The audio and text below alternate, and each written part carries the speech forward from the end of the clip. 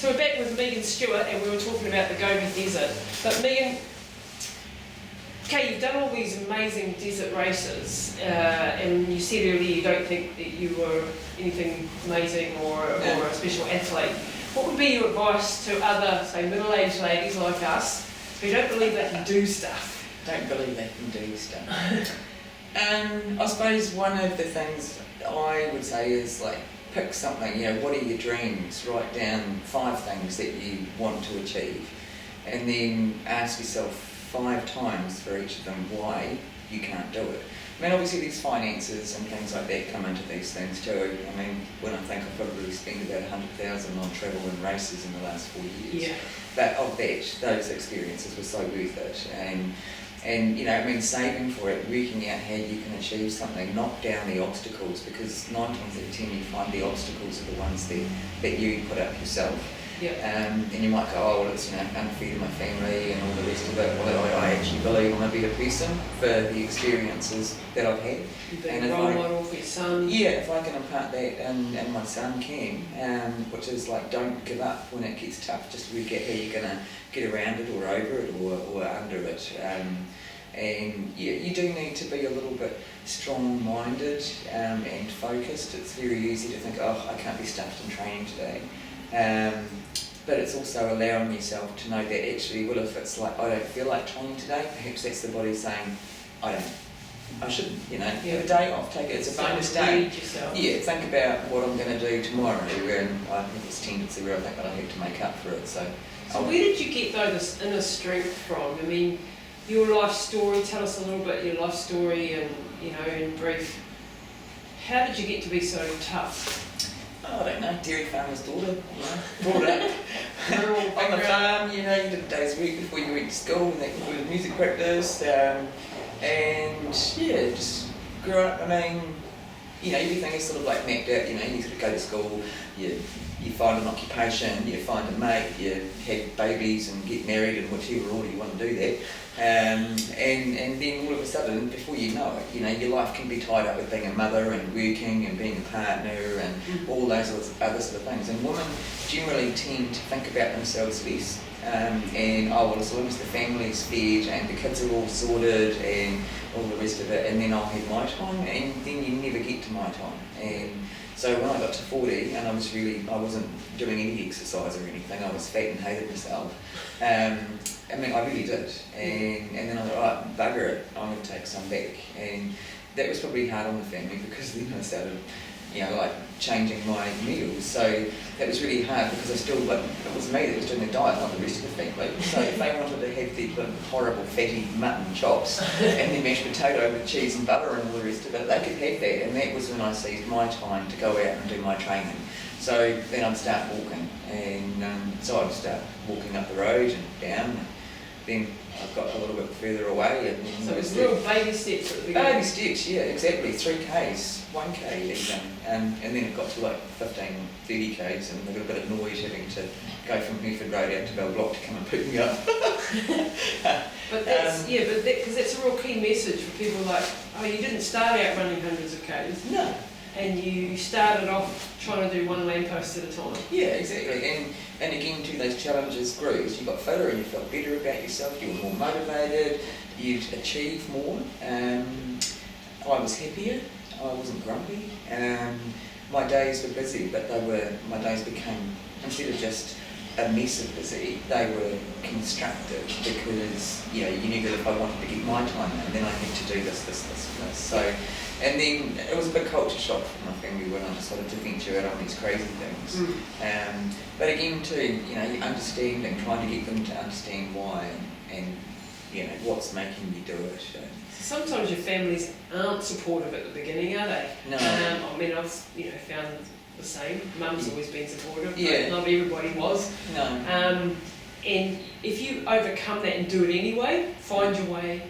Sometimes it's actually opens their eyes too, and they realise the benefit of it later down the track. Exactly, and I think too it can be hard for partners in that, especially because all of a sudden it was great because Mum was always at home doing this. Now she's actually going out Yeah. you know, and doing stuff and going places where I don't want to go, and she's going there anyway, and Getting fitter and losing weight.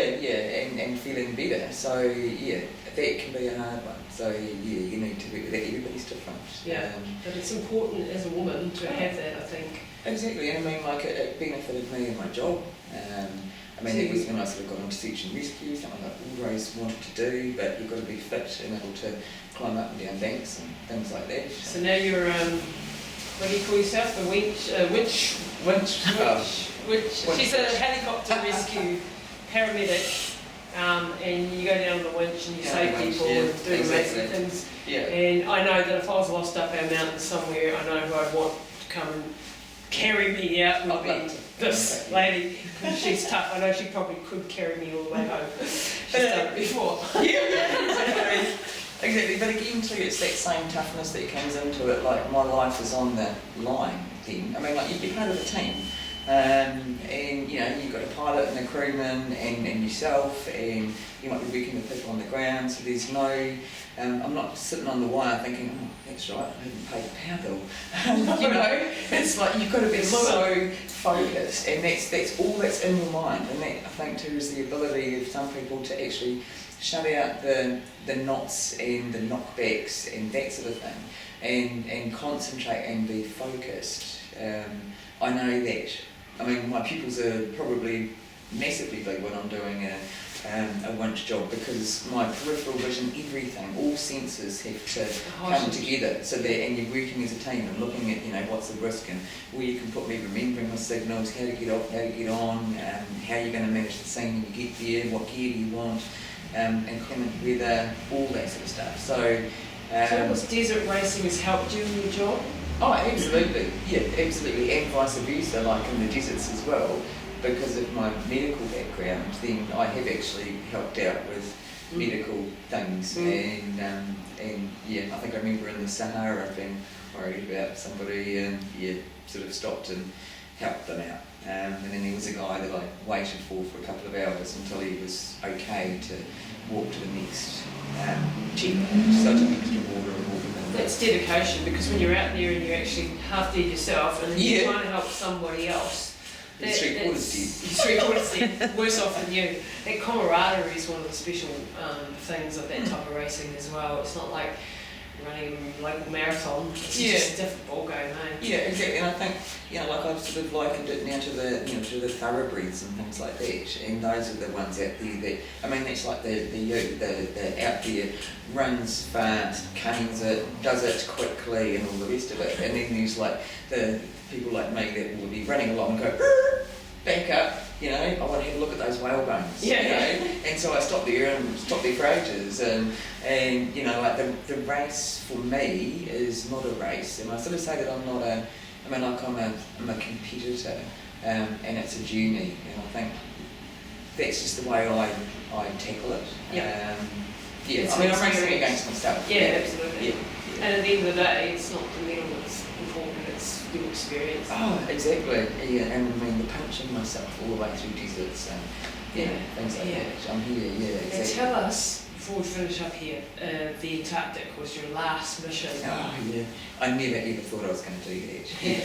I mean, it is expensive. It's not only the massively expensive in getting there, you've got to have all the specialist gear and things like that. And I sort of thought, oh bugger it, I've done the other three, to have the four, you know. And then I thought, oh, this is even harder on my family. And then I thought, actually, no, I'm going to do this. Yeah, I'm going to complete it. And so going over there was interesting. Again, it took me right back to the Sahara, really, because I had no idea what to expect. I mean, I knew that it was going to be cold, and I mean, I get hot very quickly. So I know Carlos, when he sets the course, there's always an element of difficulty, and there's, you know, the going up the hill. So going up on the ice, and you're working hard, so you're sweating, and then when you hit the top and the katabatic winds kick in, and you're just like frozen, and you know, having to manage that. But the journey across the strait, that was really interesting. The ship was amazing. People were awesome. And again, race mates that, I mean, one of them in particular, Belinda, that I've done every other race with, we just randomly seem to do them together. And so it was just a hoot. And I mean, that one was more of a celebration of all of them, really. Finishing it. But yeah, it was hard to be in such an amazing place. I mean, first of all, I thought, right, I'm going to take the bluebird chips and do the photo bombing, and all the rest of it. On the way over there, we had a lot of learning, a lot of tutorials from specialists, to see life, ice, and all the rest of it. And so these people were educating us. Well, by the time we got there, I had so much respect for this place that, to me, the photo bombing of a penguin was actually, can I start taking the piss out of it? Yeah. And it meant so much more. So it was a privilege to be there, and probably like all of them, but more so humbling in this place. And yeah, brain freeze. Yeah, brain freeze. You get cold. You take your glove off to find something out of your pocket, and you've been going for like the first day we managed a marathon, which was pretty awesome. Yeah, and why am I holding, oh, that's my glove, I should put that back on. You don't realise, and again, too, another learning thing is like when you're cold, how it changes your thinking. And everything's slow, everything's difficult. Yeah, exactly. But that one I was really wrapped with. Not only did I complete it, and I did have an absolute ball.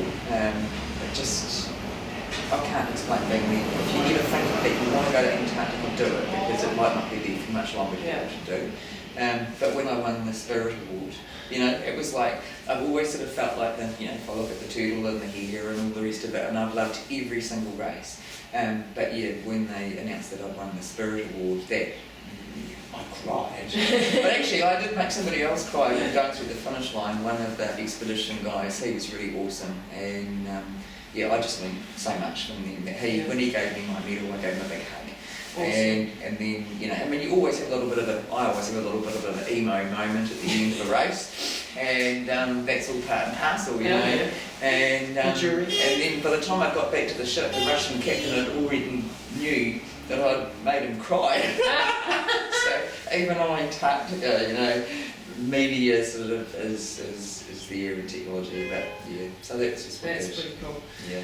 Well, that was the interview with Megan Stewart, an absolute legendary lady who's gotten stronger as she's gotten older. She's lost the weight, she's got fitter, she's inspiring other people, and she's going out there and living her dreams. Thanks for sharing it with us today. Thanks for starting. Thanks for kicking your ass. Okay, see you next week. Cheers.